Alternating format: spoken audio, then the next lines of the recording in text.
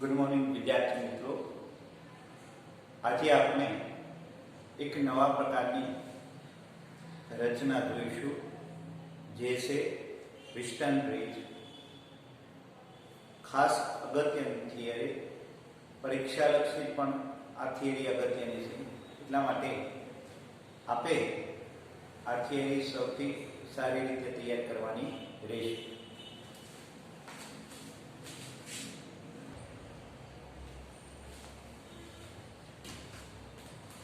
ઘણા બધા અવરોધો શ્રેણી અને સમાંતર જોડાણમાં જોડાયેલા હોય ત્યારે આ અવરોધનું સમતુલ્ય અવરોધ એટલે કે મિશ્ર જોડાણમાં જોડાયેલા અવરોધનું સમતુલ્ય અવરોધ મેળવવા માટે આપણે સમાંતર અને શ્રેણી જોડાણના નિયમો લાગુ પાડીએ તો એ નિયમોમાં ઘણી વખત અગવડતા ઊભી થતી હોય છે. ત્યારે આપણે એક થિયરીનો ઉપયોગ કરી અને સરળ રીતે સમતુલ્ય અવરોધ શોધી શકીશું. ઈસવીસન 1843માં ચાર્લ્સ વિસ્ટન નામના વૈજ્ઞાનિકે 1843માં ચાર્લ્સ વિસ્ટન નામના વૈજ્ઞાનિકે 4 જુદા જુદા મૂલ્યના અવરોધો ચોક્કસ રીતે ગોઠવી અને એક નેટવર્ક તૈયાર કરવામાં આવ્યું, અને આ નેટવર્ક ને વિસ્ટન બ્રિજ તરીકે ઓળખવામાં આવે છે. અહીંયા વિસ્ટન બ્રિજ નેટવર્ક આ રીતનું જોવા મળે છે કે અહીંયા આવી રીતે 4 અવરોધો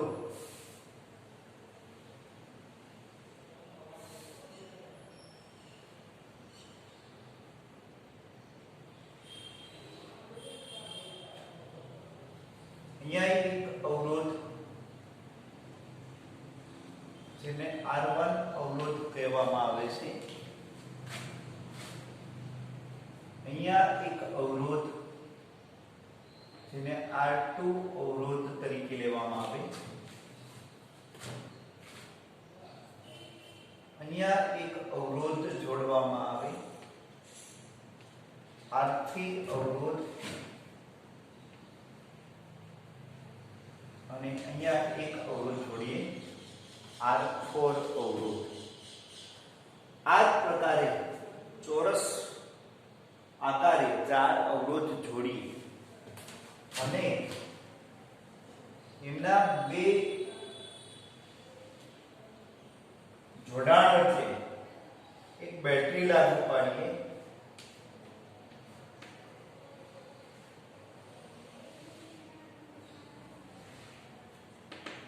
અહીંયા કળ બેટરી આ એક જંક્શન બિંદુને નામ આપીએ A. અહીંયા એક જોડાણ છે, એને આપણે નામ આપીએ B, C અને D. આ રીતે 4 અવરોધને અનુરૂપ બેટરી અને કળ જોડી ત્યારબાદ એક B અને D બિંદુ વચ્ચે એક પ્રવાહ માપક ગેલ્વેનોમીટર જોડવામાં આવે છે. વિદ્યાર્થી મિત્રો, ગેલ્વેનોમીટર એટલા માટે કે સૂક્ષ્મ પ્રવાહ પસાર થતો હોય ત્યારે G મીટરમાં આપણને એ આવર્તન દર્શાવે. ગેલ્વેનોમીટરને શોર્ટ નામથી G મીટર તરીકે ઓળખવામાં આવે છે. અહીંયા એક G મીટર BC બિંદુએ BD બિંદુએ જોડવામાં આવે છે, અને આ રીતે તૈયાર થતો નેટવર્ક એમને વિસ્ટન બ્રિજ કહેવામાં આવે છે. વિસ્ટન બ્રિજ. અહીંયા વિદ્યાર્થી મિત્રો, આકૃતિની થોડીક ડિટેલ આપણે લખીએ તો આ રીતે લખી શકીએ કે અહીં આકૃતિમાં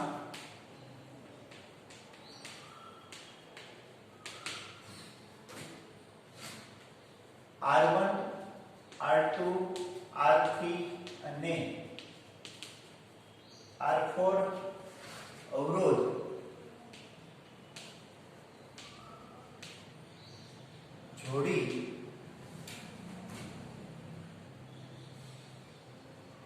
એ અને સી બિંદુ પાસે એપ્સિલોન EMF ધરાવતી બેટરી સમાંતર જોડી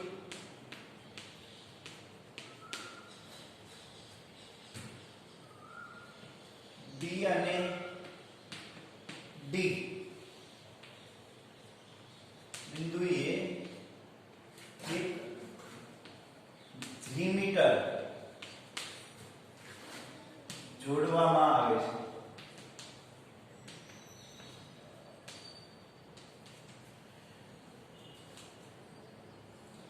અહીંયા બેટરીમાંથી ધારો કે પ્રવાહ I વહે છે વિદ્યાર્થી. તો જંક્શન બિંદુ A પાસેથી વિદ્યુત પ્રવાહનું વિભાજન થશે. એ રીતે થશે, અવરોધને અનુરૂપ વિદ્યુત પ્રવાહનું વિભાજન થશે. તો એ વિદ્યુત પ્રવાહ I1, અહીંયા વિદ્યુત પ્રવાહ I2. કોઈ પણ અહીંયા I1 લ્યો તો અહીંયા I- I1 પણ લઈ શકાય. આ જ વિદ્યુત પ્રવાહ આ રીતે વહેશે.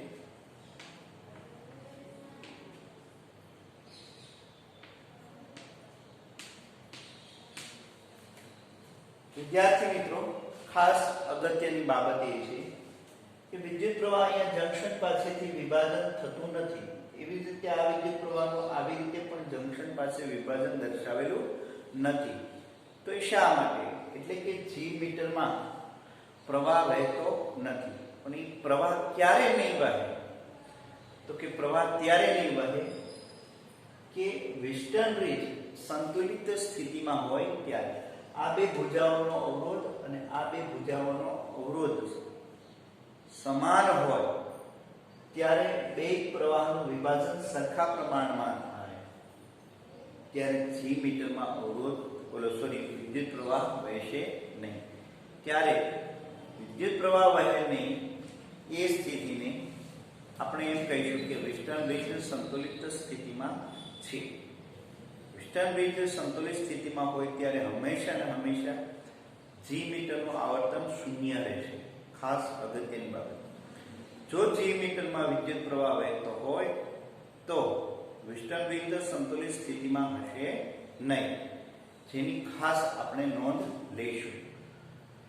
અને વિદ્યાર્થી મિત્રો, આપેલ કન્ડિશન આપણે એ સ્વીકારીએ છીએ કે વેસ્ટર્ન બ્રિજ સંતુલિત સ્થિતિમાં છે. તો આકૃતિમાં ચાર ભુજાઓ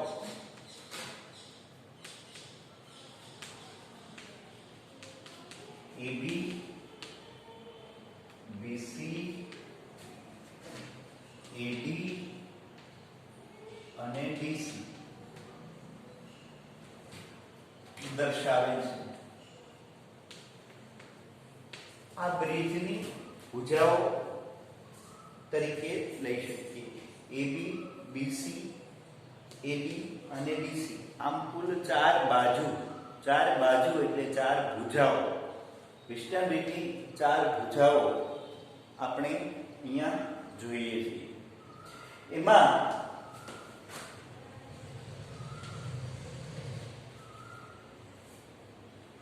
જો વેસ્ટર્ન બ્રિજ સંતુલિત સ્થિતિમાં હોય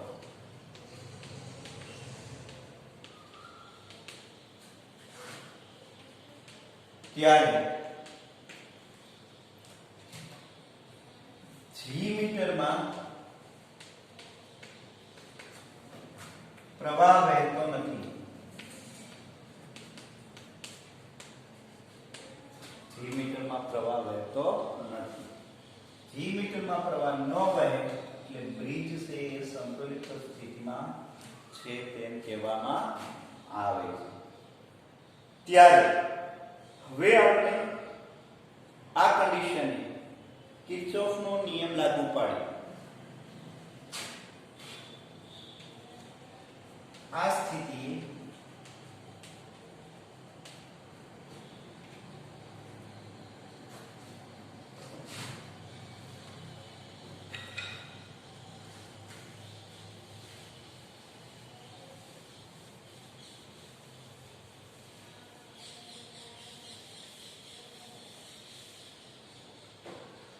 આ સ્થિતિએ બંધ માર્ગ એ બી ડી એ ને કિર્ચોફનો સેકન્ડ લો લાગુ પાડતા કે એ બિંદુએ વિદ્યુત સ્થિતિમાન ધારો કે વી એ બિંદુથી આપણે બી બિંદુ તરફ જઈએ એક આવ્યા મુસાફરીની દિશા લઈએ છીએ આપણે બંધ લૂપમાં તો એથી બી તરફ જઈએ તો R1 અવરોધ આવે છે અને R1 અવરોધમાં વહેતો પ્રવાહ I1 છે તો પ્રવાહની દિશામાં જ મુસાફરીની દિશા હોવાથી I1 R1 લઈશું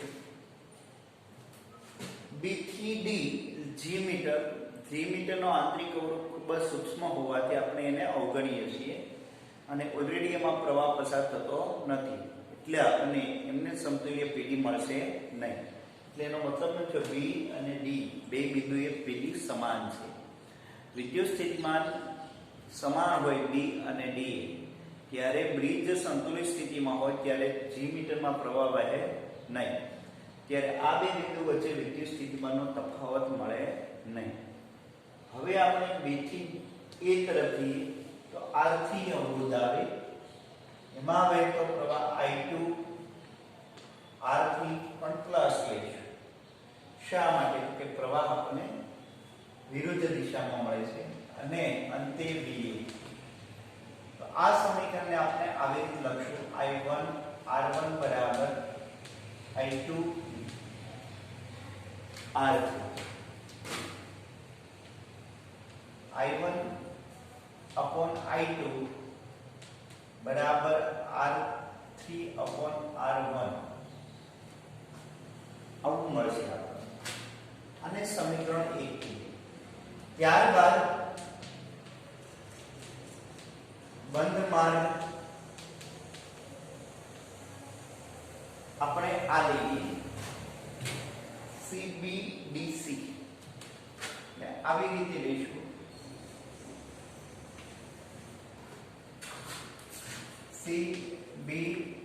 CBDC ને કિર્ચોફનો સેકન્ડ લો લાગુ પાડતા આપણને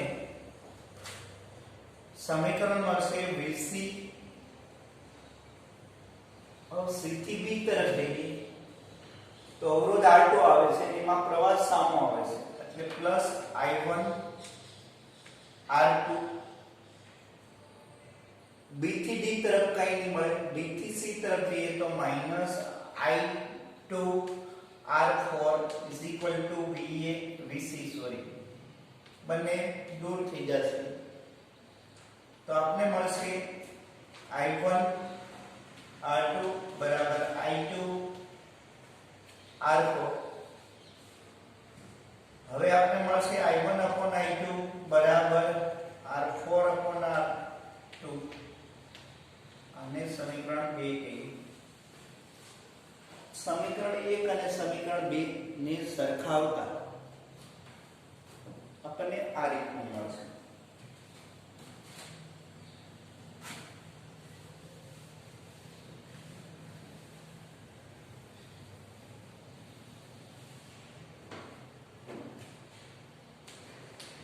સમીકરણ 1 અને 2 ને સરખાવતા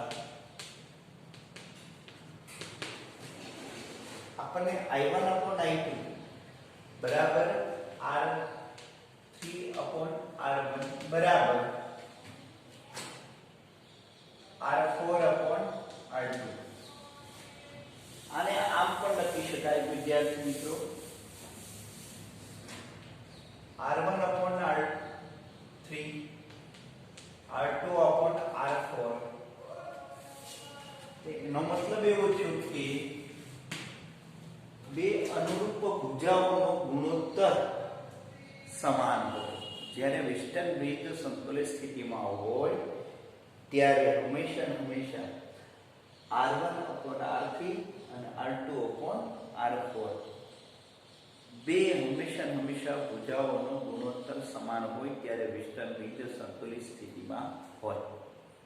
એક ખાસ એક અગત્યની બાબત ધ્યાનમાં રાખવી. એટલે કે દાખલા તરીકે ધારો કે R1 બરાબર 2 હોય અને R2 બરાબર 3 ઓહમ હોય, R3 બરાબર 4 ઓહમ હોય અને અહીંયા R4 બરાબર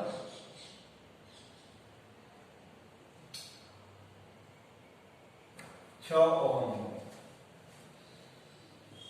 તો 2/3 અને 4 આવી રીતે આપણે મળે. 2/3 બરાબર 4 ષષ્ઠમાંશ.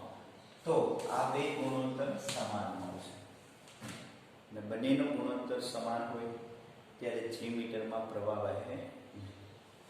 એટલે આનો મતલબ એવો છે કે વેસ્ટર્ન બ્રિજનો મતલબ એવો છે કે જ્યારે વેસ્ટર્ન બ્રિજ ની અનુરૂપ ભુજાઓ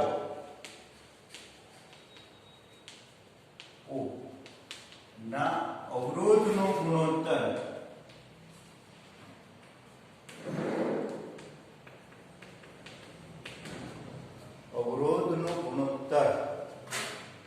સમાન હોય ત્યારે વેસ્ટર્ન બ્રિજ સંતુલિત સ્થિતિમાં હોય.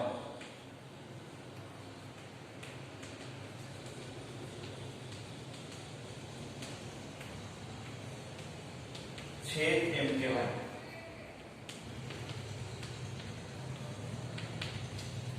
અને ત્યારે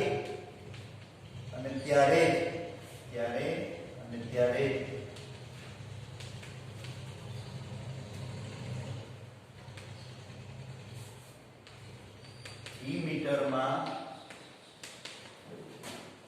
પ્રવાહ વહેતો નથી. મીટરમાં પ્રવાહ વહેતો નથી ત્યારે મીટરમાં પ્રવાહ વહેશે. આ અગત્યની બાબત. આમ પણ લખી શકાય છે વિદ્યાર્થી મિત્રો, R1 upon R2 બરાબર R3 upon R4. આમ પણ લખી શકાય. R1 upon R2 બરાબર R3 upon R4 હોય જ. આમાં પણ જોઈએ આપણે R1 upon R2 લઈએ અને R3 upon R4 લઈએ તો પણ ગુણોત્તર સમાન જ મળે. તો R1 upon R2 આમ પણ લઈ શકાય R1 upon R3, R1 upon R2. કોઈ પણ બે અનુરૂપ ભુજાઓનો ગુણોત્તર સમાન મળે ત્યારે વેસ્ટર્ન બ્રિજ હંમેશા સંતુલિત સ્થિતિમાં હોય. વેસ્ટર્ન બ્રિજ સંતુલિત સ્થિતિમાં હોય ત્યારે હંમેશા આ કન્ડિશન ખાસ ધ્યાનમાં રાખવાની. મીટરમાં પ્રવાહ વહેતો નથી. આ એક અગત્યની બાબત છે જે દરેક વિદ્યાર્થીએ ધ્યાનમાં રાખવાની. વેસ્ટર્ન બ્રિજ ની મદદથી હવે ધારો કે આ પ્રકારે નેટવર્ક હોય વિદ્યાર્થી મિત્રો અને અહીંયા કોઈક એક અવરોધ જોડેલો હોય. ધારો કે R5 ઓહમ.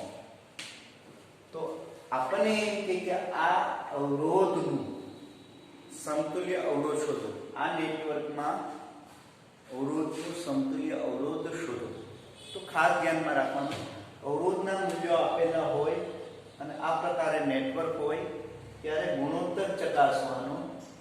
જો ગુણોત્તર આ બે ભુજાનો અને આ બે ભુજાનો ગુણોત્તર સમાન મળતો હોય ત્યારે હંમેશા વિદ્યાર્થી મિત્રો આ અવરોધ પરિપથમાં હોય અથવા ન હોય કોઈ ફેર પડે નહીં.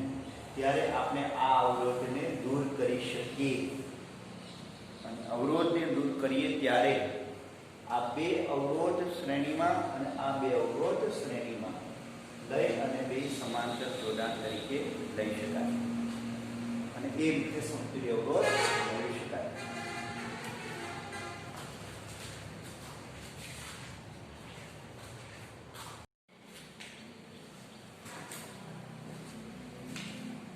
વિદ્યાર્થી મિત્રો, વિસ્ટન બ્રિજ નો સિદ્ધાંત આપણે જોયો. ત્યારબાદ આપણે વિસ્ટન બ્રિજ નો ઉપયોગ, એમાં એક ખાસ અગત્યનો ઉપયોગ કે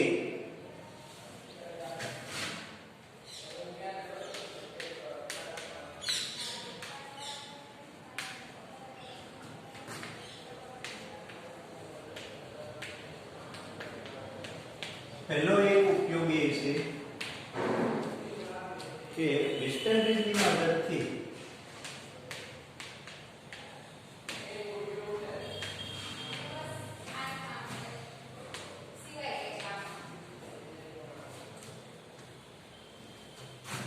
કોઈ એક ભુજામાં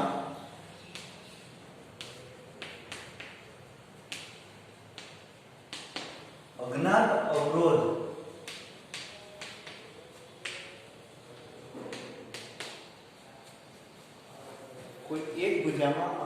અવરોધ આવેલ હોય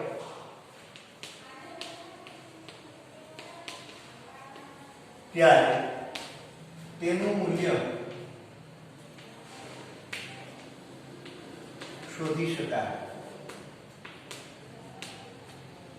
2. વિસ્ટન બ્રિજની મદદથી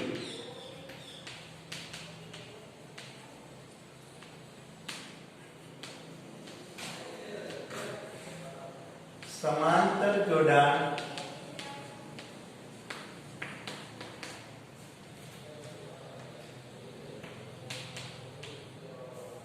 અને શ્રેણી જોડાણ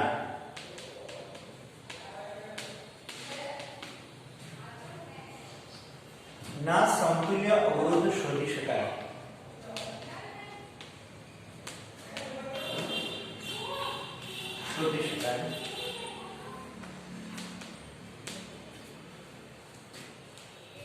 ત્યારબાદ 3 અજ્ઞાત અવરોધ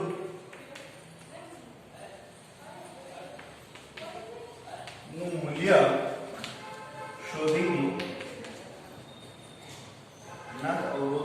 શોધી તારની અવરોધકતા શોધી શકાય.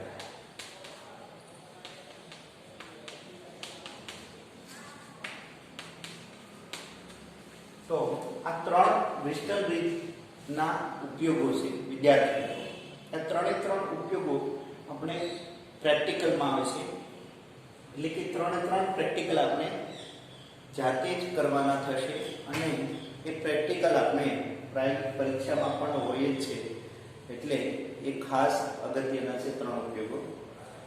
તો આ 3 ઉપયોગને અનુરૂપ આપણે થોડી પ્રાથમિક પ્રાયોગિક માહિતી મેળવીએ. તો પ્રાયોગિક માહિતીમાં વિસ્ટન બ્રિજ કેવા પ્રકારનો હોય, વિસ્ટન બ્રિજ થકી આપણે કઈ રીતે અજ્ઞાત અવરોધ મેળવી શકીએ, અજ્ઞાત અવરોધની અવરોધકતા કઈ રીતે મેળવી શકીએ, સમાંતર અને શ્રેણી જોડાણ કઈ રીતે મેળવી શકીએ, એના માટે થોડી પ્રાથમિક માહિતી આપણે જોઈએ. તો આ રીતનું વિસ્ટન બ્રિજ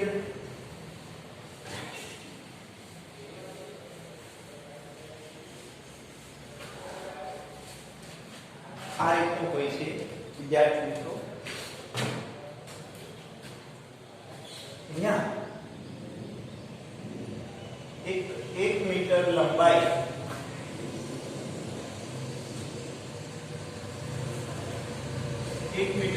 નું એક લાકડાનું પાટિયું હોય, 6 સેન્ટીમીટર 6 ઇંચ પહોળું અને 1 મીટર કરતા થોડીક વધારે લંબાઈ ધરાવતું એક લાકડાનું પાટિયું. આવી રીતે એક લાકડાનું પાટિયું લેવામાં આવે.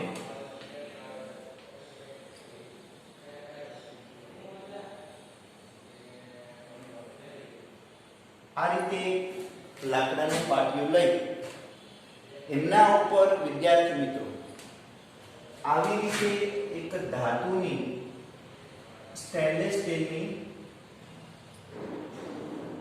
પટ્ટી લગાવેલી હોય છે. ધાતુની પટ્ટી લગાવવાનું કારણ એ કે પરિપથમાં એમનો અવરોધ સૂક્ષ્મ રહે છે. આવી રીતે એક ધાતુની પટ્ટી લગાડેલી હોય,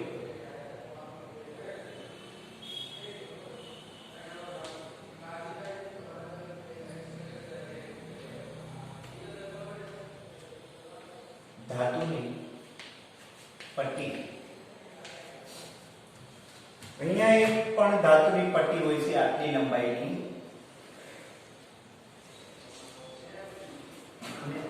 અહીંયા પણ એક એવા જ આકારે એક ધાતુની પટ્ટી લગાવેલી હોય. તો આ રીતે ધાતુની પટ્ટી પાટિયા ઉપર જડેલી હોય છે. આ બે ગેપ આપણને જોવા મળે છે. આ બે ગેપ ખાલી ગેપ હોય લાકડાની પાટી. આ બે ગેપ ખાલી ગેપ હોય છે વિદ્યાર્થી મિત્રો. એક ગેપ 1 અને ગેપ 2. હવે એક મિશ્ર ધાતુનો તાર અને એમનો વ્યાસ ખૂબ જ નાનો હોય, એટલે કે એમની ત્રિજ્યા ખૂબ જ નાની હોય, એવો પતલો એક મિશ્ર ધાતુનો તાર લેવામાં આવે છે. આ તારને અહીંયા એક મીટર પટ્ટી, લાકડાની મીટર પટ્ટી જડી દેવામાં આવે છે. 1 મીટર આ પહોળાઈની એક લાકડાની મીટર પટ્ટી જડી દેવામાં આવે છે. એમાં 0 અંક, 1 સેન્ટીમીટર, 2 સેન્ટીમીટર, 3 સેન્ટીમીટર એટસેટ્રા અહીંયા 100 સેન્ટીમીટર ની એક લાકડાની મેજર પટ્ટી, માપ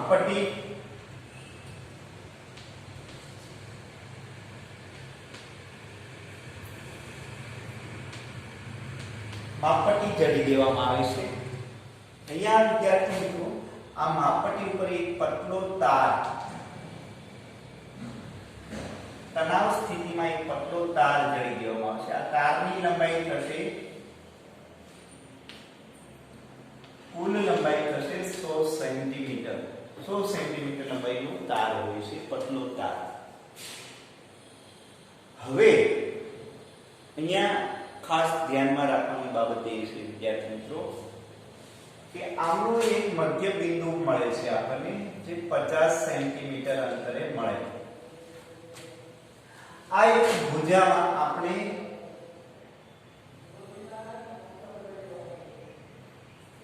એક અવરોધ પેટી રાખવામાં આવે છે કે જેમાંથી અલગ અલગ મૂલ્યના અવરોધ, રેઝિસ્ટન્સ બોક્સ, કે જેમાંથી અલગ અલગ મૂલ્યના અવરોધ આપણે સેટ કરી શકીએ. અને એક અહીંયા અજ્ઞાત અવરોધ R જડવામાં આવે છે કે જે તારનો અવરોધ હોય છે. આવી રીતે એક લાકડાનું પાટિયું હોય, લાકડાના પાટિયા ઉપર આવી રીતે તાર જડેલો,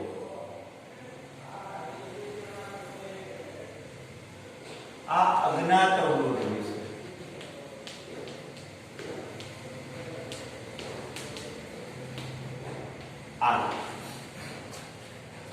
હવે વિદ્યાર્થી મિત્રો આપણને ખ્યાલ છે કે આ L લંબાઈનો તાર છે. તો અહીં ઉપયોગમાં લીધેલ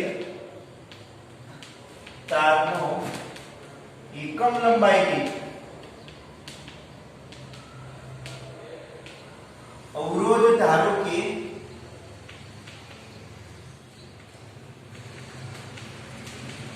ρ હોય તો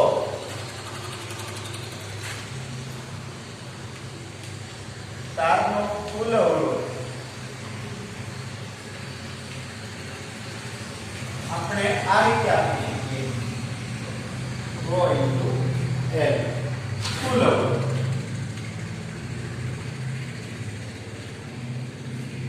હવે અહીંયા એક ખાસ ધ્યાનમાં રાખવાનું બીજું, આ બે અવરોધ સેટ કરી દીધા. અહીંયા એક બોલ્ટ હોય, આ બધી જગ્યાએ બોલ્ટ હોય છે જ્યાં અવરોધ આપણે કનેક્ટ કરી શકીએ.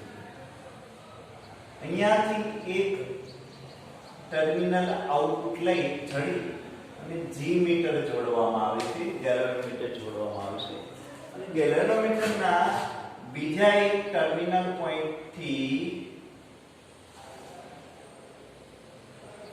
એક જોકી કળ, અહીંયા એક જાડી પિન હોય છે, અવાહક પિન કે જેમનો પોઈન્ટ વાહક હોય એને જોકી કળ કહે છે. જોકી અથવા જોકી કળ પણ કહેવામાં આવે છે. આ જોકી કળ ચોક મારફતે હોય, ચોક જેવડી જ હોય અને ચોક જેવડી એના જ આકારે નળાકાર શેપમાં હોય. જોકી કળને આપણે તાર સાથે આમ સ્પર્શ કરાવવાની હોય, તાર ઉપર આમ સરકાવવાની હોય. જોકી કળને તાર ઉપર સરકાવીએ ત્યારે હવે આ પરિપથને આપણે પીડી લાગુ પાડવાનો હોય. એટલે આવી રીતે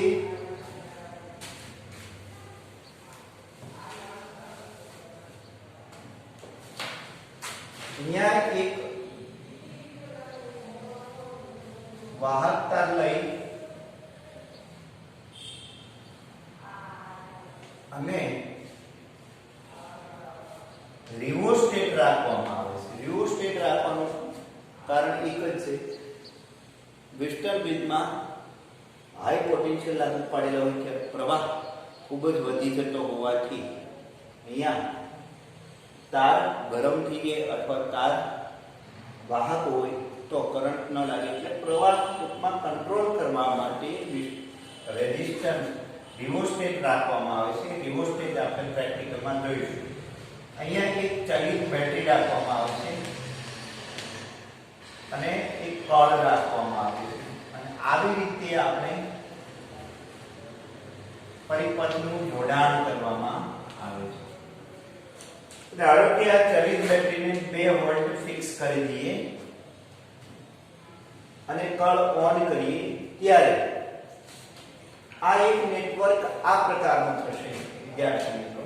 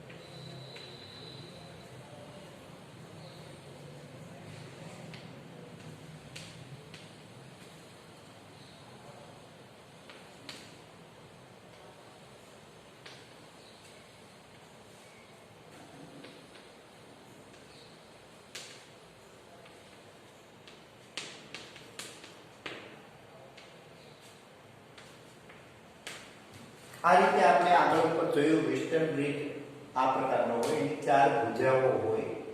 સેમ આમાં પણ 4 ભુજાઓ મળે છે. એક R1 એટલે RB, અહીંયા A પોઈન્ટ, આ થશે B પોઈન્ટ અને અહીંયા થશે D પોઈન્ટ અને આ થશે C પોઈન્ટ. સોરી, આ B પોઈન્ટ આખો B પોઈન્ટ અને આ થશે B અને D અને અહીંયા થશે C પોઈન્ટ. ફરીવાર કે ધ્યાન આપી એ બિંદુથી અવરોધ RB એ R1 અવરોધ થશે.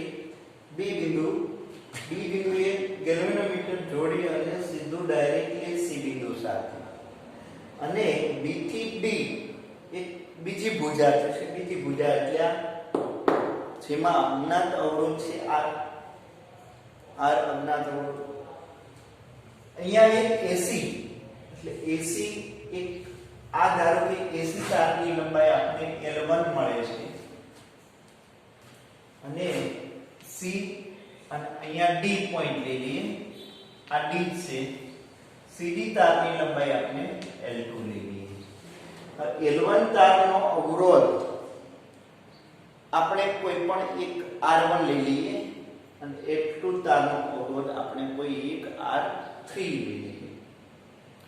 તો અહીંયા L1 તારના અવરોધને R2 અવરોધ કહીએ, R3 અવરોધ કહીએ, તો આપણે હવે પ્રેક્ટિકલ કરતી વખતે કઈ બાબત ધ્યાનમાં રાખવી? આ પ્રકારે જોડાણ જોડાયેલું હોય ત્યારે આ જોકીકલને સૌપ્રથમ પહેલા આપણે એ બિંદુએ સ્પર્શ કરાવીએ ત્યારે જે મીટર કોઈ એક દિશામાં આવર્તન આપે અને આપવું જોઈએ તો જ પરિપથ ઓકે ગણાય. ત્યારબાદ આ જોકીકલને આપણે ડી બિંદુએ સ્પર્શ કરાવવાનું ત્યારે જે બાજુ પહેલા આવર્તન આપ્યું હતું એના કરતા વિરુદ્ધ દિશામાં આવર્તન આપે એ જરૂરી છે. અને ત્યાર પછી વિદ્યાર્થી મિત્રો આ રીતે જોડાણ જોડાયા પછી હવે જોકીકળને એ બિંદુથી આવી રીતે આમ સરકાવવાનું અને એક એવું બિંદુ મળશે કે ત્યાં હવે ગેલેનોમીટરનું આવર્તન શૂન્ય થઈ જશે. ત્યારે એ બિંદુ જે મળશે એને આપણે તટસ્થ બિંદુ એવું નામ આપશું. અને તટસ્થ બિંદુ આપણે મળે એને નલ પોઈન્ટ કહીએ. નલ પોઈન્ટ કહીએ ત્યારે જે મીટરનું આવર્તન શૂન્ય હોય ત્યારે વિસ્ટર્ન બ્રિજ સંતુલિત સ્થિતિમાં હોય. વિસ્ટર્ન બ્રિજ સંતુલિત સ્થિતિમાં હોય ત્યારે આ જે ભુજાનો અવરોધ અને L1 લંબાઈના તારનો અવરોધ નો ગુણોત્તર સમાન હોય. એવી જ રીતે આ ભુજાનો અવરોધ અને L2 લંબાઈના તારનો અવરોધ બે સમાન હોય. એટલે જ્યારે વિસ્ટર્ન બ્રિજ સંતુલિત સ્થિતિમાં હોય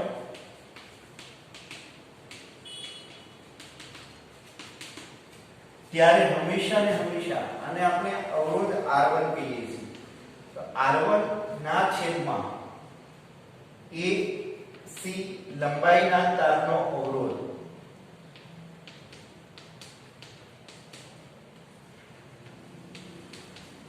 નો ગુણોત્તર બરાબર આ અજ્ઞાત લઈએ R ના છેદમાં CD લંબાઈના તારનો અવરોધ.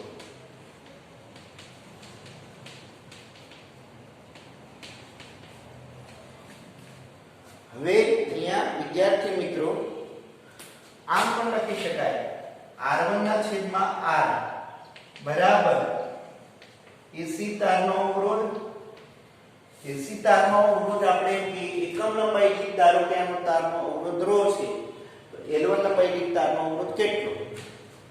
તો કે AC લંબાઈના તારનો અવરોધ ρ L1 થશે જેને હાલ આપણે R2 ગણીએ છીએ. કેટલું ગણીએ છીએ? R2. એવી જ રીતે CD લંબાઈના તારનો અવરોધ તો CD લંબાઈના તારનો અવરોધ ρ L2 ગુણોત્તરમાં છે એટલે ρ દૂર થઈ શકે. તો આવી રીતે આપણે R1 R બરાબર L1 upon L2 અને આમ પણ લખી શકાય L1 L minus L1 કુલ લંબાઈ આપણે L લઈએ તો L minus L1 પણ લખી શકાય. તો પ્રયોગ પરથી આપણે AC A થી B તરફ જોકીકળને તાર ઉપર સરકાવીએ, તારને સ્પર્શ કરે એ રીતે તાર ઉપર આમ સરકાવતા જઈએ. જ્યારે ગેલેનોમીટર જે શૂન્ય આવર્તન આપે ત્યારે એ તટસ્થ બિંદુ આપણે લઈએ. એ તટસ્થ બિંદુને અનુરૂપ AC તારનો અવરોધ L1 અને CD તારનો અવરોધ L2 એટલે કે લંબાઈનો ગુણોત્તર એ અવરોધના ગુણોત્તર જેટલો જ મળે. અને ત્યારે આપણે R1 જ્ઞાત છે. આપણે અવરોધ પેટી R1 માં જે કંઈ અવરોધ પહેલા કાઢીએ છીએ ધારો કે 10 ઓહમ કાઢીએ તો એ 10 ઓહમ કિંમત મૂકવાની, L1 અને L2 ની કિંમત મૂકવાની એટલે આપણે અજ્ઞાત અવરોધનું મૂલ્ય મળી જાય. અહીંયા એ અજ્ઞાત અવરોધનું મૂલ્ય મળી જાય. ત્યારબાદ ધારો કે હવે આપણે આ તાર છે એ તારની લંબાઈ આપણે માપી લઈએ. ધારો કે આ અજ્ઞાત અવરોધ પાટિયા ઉપર જડેલો હોય, આવી રીતે પાટિયો આપેલો હોય પ્રેક્ટિકલમાં અને આવી રીતે તાર જડેલો હોય. આ તારની લંબાઈ માપી લઈએ. માઇક્રોમીટર સ્ક્રૂ ગેજ વડે તારની ત્રિજ્યા માપી લઈએ. તો આ તારનો અવરોધ આપણને જ્ઞાત હોય, લંબાઈ માપેલી હોય અને ત્રિજ્યાને અનુરૂપ πr² આડછેદ મળી જાય તો આપણને એની અવરોધકતા મળી જાય. શું મળી જાય? અવરોધકતા. એટલે આપેલ તારનો અજ્ઞાત અવરોધનું આપેલ તારના અજ્ઞાત અવરોધનું મૂલ્ય મળી જાય, આપેલ તારના અજ્ઞાત અવરોધનું મૂલ્ય મેળવી અને એમની અવરોધકતા મેળવી શકાય. આ બે પ્રેક્ટિકલ થયા અને આમાંના એક ત્રીજો પ્રેક્ટિકલ એ છે તમને બે અજ્ઞાત અવરોધ આપે. એક આને આપણે આરેખ અજ્ઞાત અવરોધ કહીએ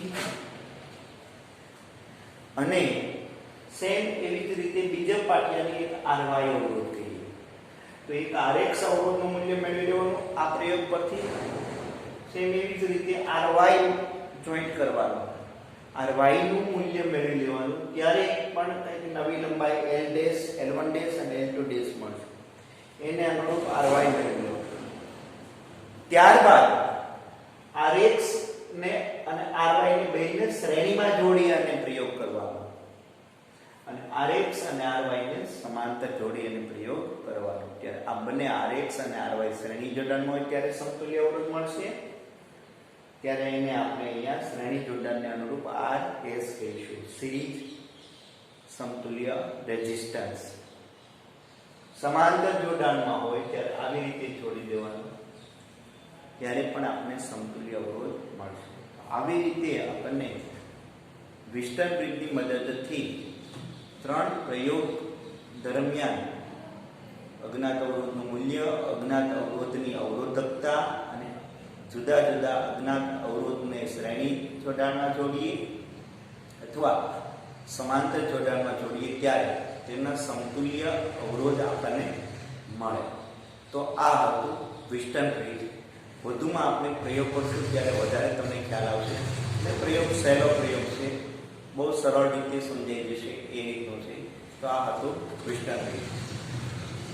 ત્યારબાદ નેક્સ્ટ થિયરી આપણે લઈશું પોટેન્શિયોમીટર, જે આગળના લેક્ચરમાં લઈશું.